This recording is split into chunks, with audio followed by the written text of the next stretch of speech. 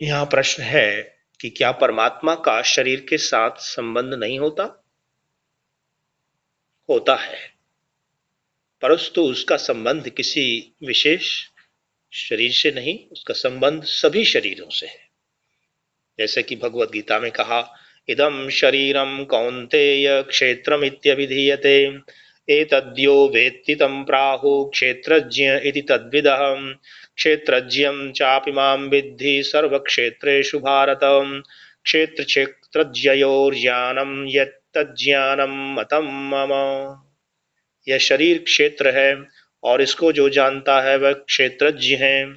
और मुझ परमात्मा को भी जानो, मैं सब क्षेत्रों को जानता हूँ। इस क्षेत्रज्ञ के विषय में जो जानता है वही ज्ञानी है। कहने का तात्पर्य है कि परमात्मा का भी शरीरों से संबंध है, परंतु परमात्मा का विश्व के सब शरीरों से संबंध है और जीवात्मा का केवल एक शरीर से संबंध होता है। इस कारण जब ये कहा गया कि अजन्मा, कभी मरता नहीं, मरता शरीर है, तो ये जीवात्मा के विषय में कहा गया है, जिसका मरने वाले से संबंध है। परमात्मा सर्वव्यापक होने से मरने वाले और न मरने वाले सब शरीरों से संबंध रखता है। ये इसका अभिप्राय है। हंता चेन्मन्यसे हंतुम हतश्चेन्मन्यते हतम उभौ तौ न विजानीतौ नायं हन्ति न हन्यते।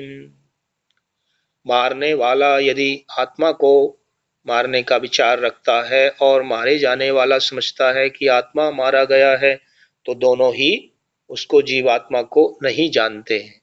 यह जीवात्मा न तो मारता है और न मारा जाता है।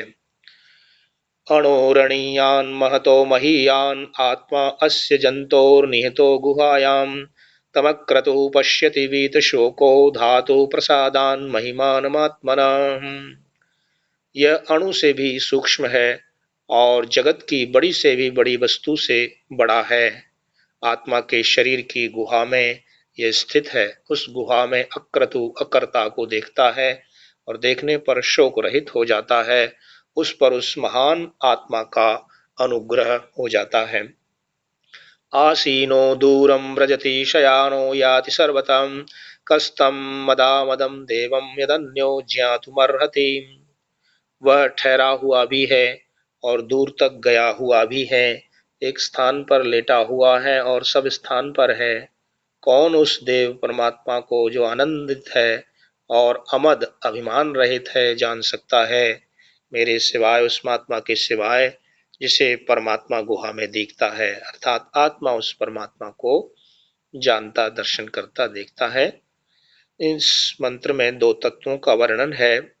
एक वह है जो स्थित भी है और चलायमान भी है, जो लेटा हुआ भी है, सब स्थानों पर पहुंचा हुआ भी है, और दूसरा वो जीवात्मा है जो उसको जानता है। यहाँ उपनिषदकार ने कहा कि मेरे अतिरिक्त उसे कौन जान सकता है। मेरे का अभिप्राय यम भी हो सकता है, परंतु ऊपर के मंत्र के संबंध से स्पष्ट है कि ये जीवात्मा है जो गुहा में उसके साथ रहता है, अर्थात आत्मा ही परमात्मा को जान सकता है।